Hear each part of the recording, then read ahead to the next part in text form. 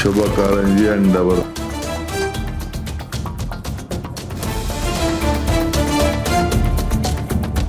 ಕಾನೂನು ತಜ್ಞರನ್ನ ವಿಶ್ವಾಸಕ್ಕೆ ತೆಗೆದುಕೊಂಡು ಚರ್ಚೆ ಮಾಡಬೇಕಾಗಿದೆ. ಪ್ರತಿ 15 ದಿನಕ್ಕೆ ನಮ್ಮ ಅಧಿಕಾರಿಗಳು ಸಭೆ ಮಾಡಲಿದ್ದಾರೆ. ಜೂನ್ನಲ್ಲಿ ಹಿಂದೆ 9.90 ಟಿಎಂಸಿ ನೀರು ಬಿಡ್ತಾ ಬಂದಿದ್ದೇವೆ. ಇನ್ನು ಈ ವರ್ಷ 2 ಟಿಎಂಸಿ ಅಷ್ಟೇ ನೀರು ಬಿಟ್ಟಿದ್ದೇವೆ. ಇಲ್ಲಿಯವರೆಗೂ ಕೂಡ ನಾವು ಯಾವ ಡ್ಯಾಮ್ನಿಂದಲೂ ನೀರನ್ನ ಬಿಟ್ಟಿರಲಿಲ್ಲ. ಆದ್ರೆ ನಮ್ಮ ಡ್ಯಾಮ್ನ ಭದ್ರತೆ ದೃಷ್ಟಿಯಿಂದ ಕಬಿನಿಯಿಂದ ನಾವು ನೀರು ಬಿಟ್ಟಿದ್ದೇವೆ ಅಂತ ಹೇಳಿ ಡಿಕೆ ಶಿವಕುಮಾರ್ ಅವರು ಹೇಳಿರುವಂತದ್ದು. ಸರ್ವಪಕ್ಷ ಸಭೆ ಬಳಿಕ ಸಿಎಂ ಡಿಕೆ ಶಿವಕುಮಾರ್ ಪ್ರತಿಕ್ರಿಯೆಯನ್ನ ನೀಡಿದ್ದಾರೆ.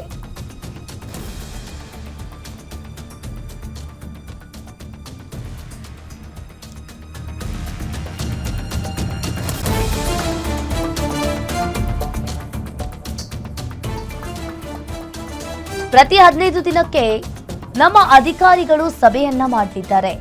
ಪ್ರತಿ 15 ದಿನಕ್ಕೊಮ್ಮೆ ನಮ್ಮ ಅಧಿಕಾರಿಗಳು ಸಭೆ ಮಾಡಲಿದ್ದಾರೆ. ಜೂನ್ನಲ್ಲಿ ಹಿಂದೆ 9.90 ಟಿಎಂಸಿ ನೀರು ಸಂಗ್ರಹವಾಗಿತ್ತು.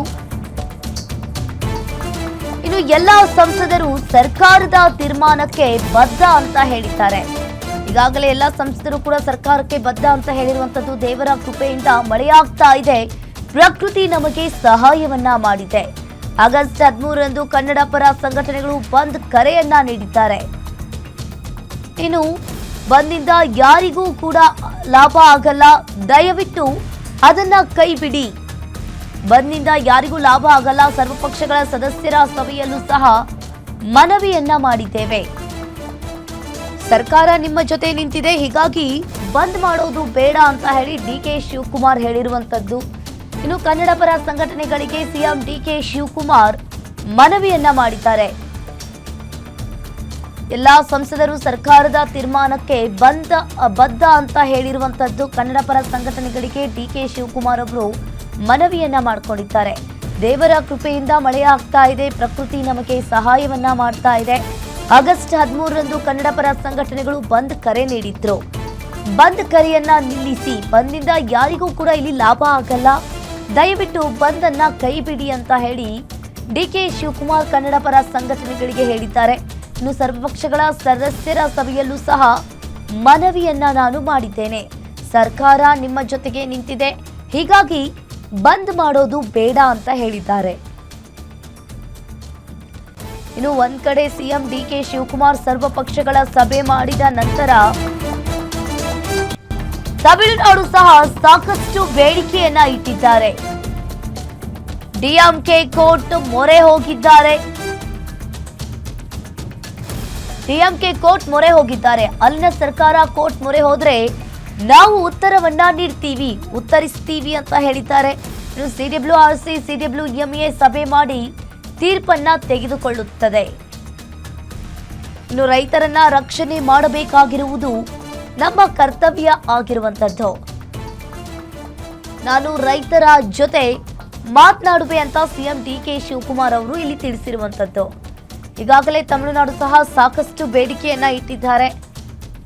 ಇನ್ನು ತಮಿಳುನಾಡು ಸಹ ಸಾಕಷ್ಟು ಬೇಡಿಕೆಯನ್ನ ಇಟ್ಟಿರುವಂತದ್ದು. ಡಿಎಂಕೆ ಕೂಡ ಕೋರ್ಟ್ ಮೊರೆ ಹೋಗಿದ್ದಾರೆ. ಒಂದ್ ಕಡೆ ಸಿಡಬ್ಲ್ಯೂಆರ್ಸಿ ಸಿಡಬ್ಲ್ಯೂಎಂಎ ಸಭೆ ಮಾಡಿ ತೀರ್ಪನ್ನ ತೆಗೆದುಕೊಳ್ಳಲಾಗುತ್ತದೆ.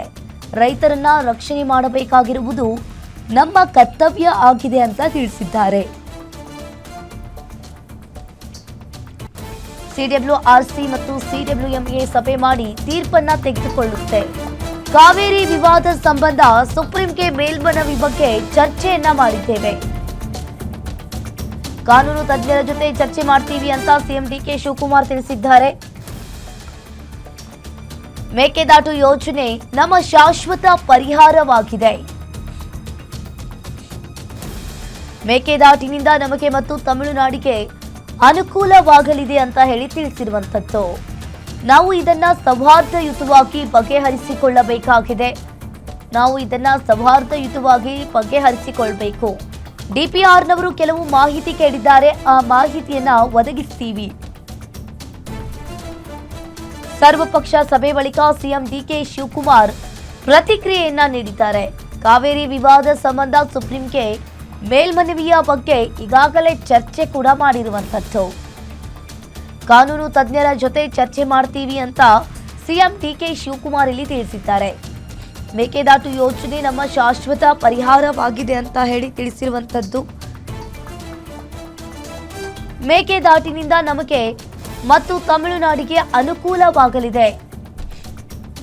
ನಾವು ಇದನ್ನ ಸೌಹಾರ್ದಯುತವಾಗಿ ಬಗೆಹರಿಸಿಕೊಳ್ಳಬೇಕಾಗಿದೆ. ಸರ್ವಪಕ್ಷ ಸಭೆ ಬಳಿಕ ಸಿಎಂ ಡಿಕೆ ಶಿವಕುಮಾರ್ ಹೇಳಿಕೆಯನ್ನ ನೀಡಿದ್ದಾರೆ. ಡಿಪಿಆರ್ನವರು ಕೆಲವು ಮಾಹಿತಿಯನ್ನ ಕೇಳಿದ್ದಾರೆ, ಆ ಮಾಹಿತಿಯನ್ನ ಒದಗಿಸ್ತೀವಿ. ಸರ್ವಪಕ್ಷ ಸಭೆ ಬಳಿಕ ಸಿಎಂ ಡಿಕೆ ಶಿವಕುಮಾರ್ ಪ್ರತಿಕ್ರಿಯೆಯನ್ನ ನೀಡಿದ್ದಾರೆ. ಸರ್ವಪಕ್ಷದ ಸಭೆ ಬಳಿಕ ಪ್ರತಿಕ್ರಿಯೆಯನ್ನ ನೀಡಿರುವಂತದ್ದು.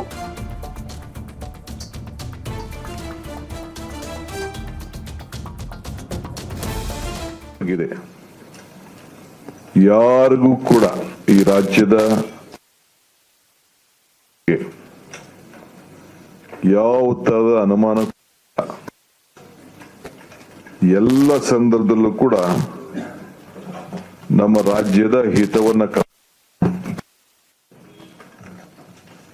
ಯಾರಿಗೂ ಕೂಡ ಅನ್ಯಾಯ ಆಗದ ರೀತಿಯಲ್ಲಿ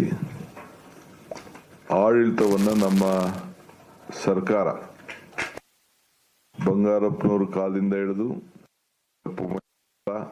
ಧರ್ಮಸಿಂಗ್ ಎಲ್ಲ ಕಾಲದಲ್ಲೂ ಕೂಡ ಸಿದ್ದರಾಮಯ್ಯನವ್ರ ಕಾಲ ಎಲ್ಲ ಕಾಲದಲ್ಲೂ ಕೂಡ ಕಾಂಗ್ರೆಸ್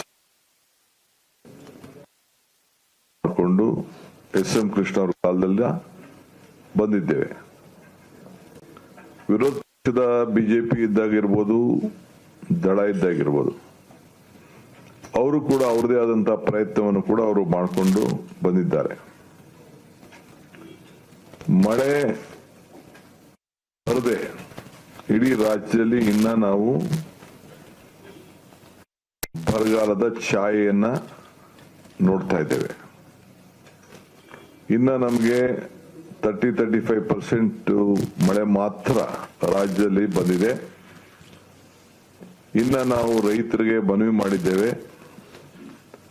ನಾವು ನಿಮ್ಗೆ ಮಾರ್ಗದರ್ಶನ ಕೊಡೋವರೆಗೂ ಸ್ವಲ್ಪ ತಾಳ್ಮೆಯಿಂದ ಇರಬೇಕು ಅಂತ ಹೇಳಿ ಅವ್ರಿಗೆ ರಿಕ್ವೆಸ್ಟ್ ಮಾಡಿದ್ದೇವೆ, ಮನವಿ ಮಾಡಿದ್ದೇವೆ.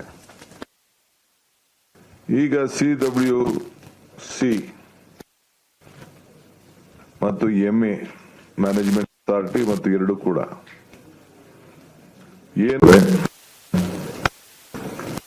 ನೀರಾವರಿ ಸಚಿವರಾದಂತಹ ರಾಮಲಿಂಗಾರೆಡ್ಡಿ ಅವರು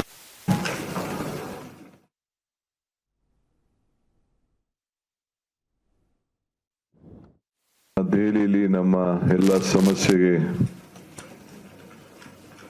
ಪ್ರತಿನಿಧಿಸ್ತಾ ಇರ್ತಕ್ಕಂಥ ಹಿರಿಯ ತಜ್ಞರಂತ ಜಯಚಂದ್ರ ಅವರೇ, ಖಾದರ್ ಸಾಹೇಬ್ರೆ,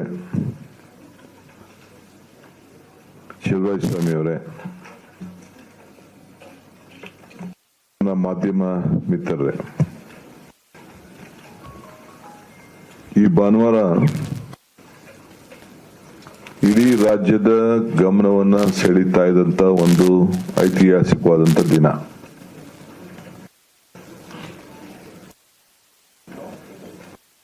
ಅವು ಕೂಡ ಬಹಳ ಕಾತರದಿಂದ ಏನು ತೀರ್ಮಾನ ಆಗ್ತದೆ ಈ ರಾಜ್ಯದಲ್ಲಿ ಅಂತೇಳಿ ಗಮನಿಸಿ,